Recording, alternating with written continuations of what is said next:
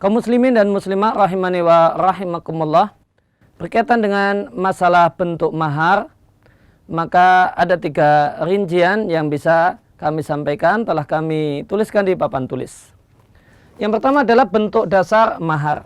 Ya, ketentuan dasar, ketentuan pokok untuk masalah apa yang boleh jadi mahar adalah sebagaimana yang dikatakan oleh para ulama kita, kullu ma soha thamanan.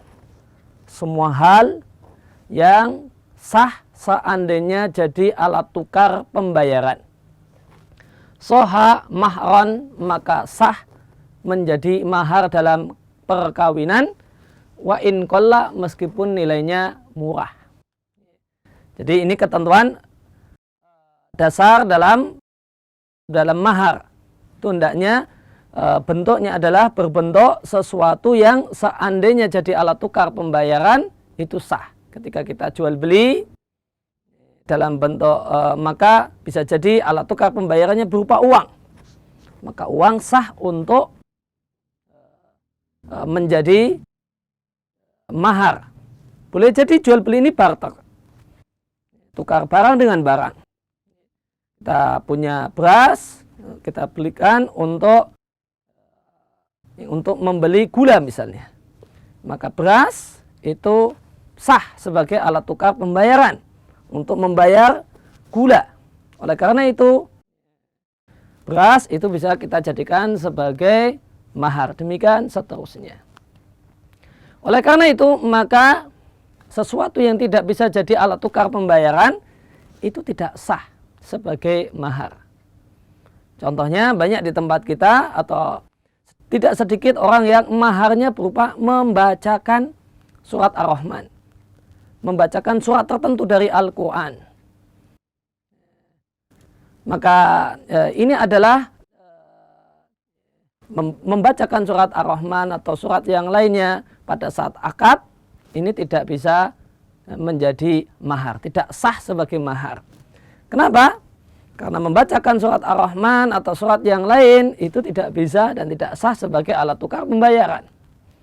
Ya, ketika kita beli bakso dan kita jadikan sebagai bayar bakso dengan membacakan surat Ar-Rahman, nah ini tidak sah sebagai alat tukar pembayaran.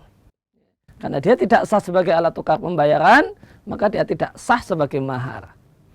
Maka jika ada pernikahan kok maharnya cuma membacakan surat tertentu, surat Yasin, surat Al-Mulk atau surat Ar-Rahman, maka mahar itu belum terbayarkan. Maka perlu diganti dengan yang lainnya. Ini ketentuan pokok untuk mahar. Namun ada ketentuan tambahan. Yang kedua adalah orang yang miskin boleh maharnya dalam bentuk jasa. Maka hukum asal dari mahar itu berbentuk benda, uang atau barang. Khusus untuk yang miskin maka boleh berupa jasa. Dalilnya di masa Nabi ada orang yang miskin yang ingin nikah, Nabi perintahkan agar maharnya berupa benda meskipun cuma cincin besi. Ketika benda pun tidak ada padahal dia sudah kepingin betul untuk menikah, maka Nabi bolehkan menikah dengan mahar berupa jasa mengajarkan Al-Quran. Maka untuk orang yang miskin seperti sahabat Nabi tadi yang tidak punya barang meskipun sekedar cincin dari besi, maka boleh berupa jasa. Jasanya contohnya sahabat tadi adalah mengajarkan Al-Quran.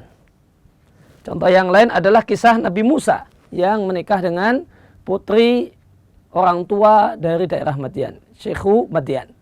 Maharnya berupa kerja sebagai penggembala selama 8 tahun. Maka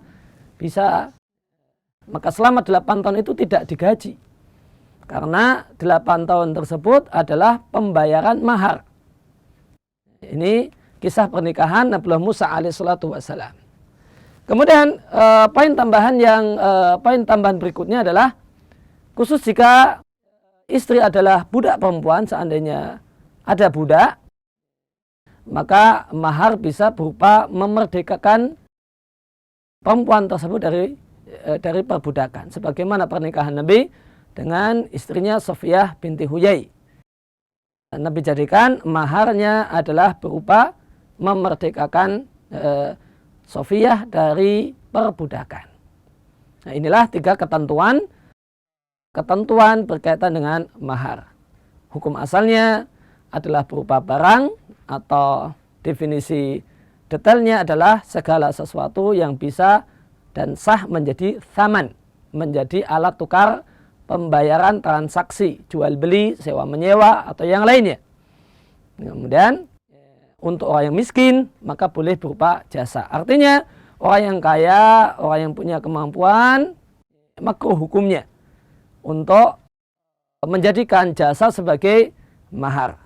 Kemudian ketentuan khusus berkaitan dengan masalah dunia perbudakan sebagai bentuk motivasi agar membebaskan para budak dari perbudakan, maka boleh menjadikan memerdekakan dari perbudakan sebagai bentuk mahar perkawinan seorang laki-laki dengan seorang perempuan yang backgroundnya adalah budak. Demikian yang kita bahas kesempatan kali ini, mudah-mudahan menjadi ilmu yang manfaat.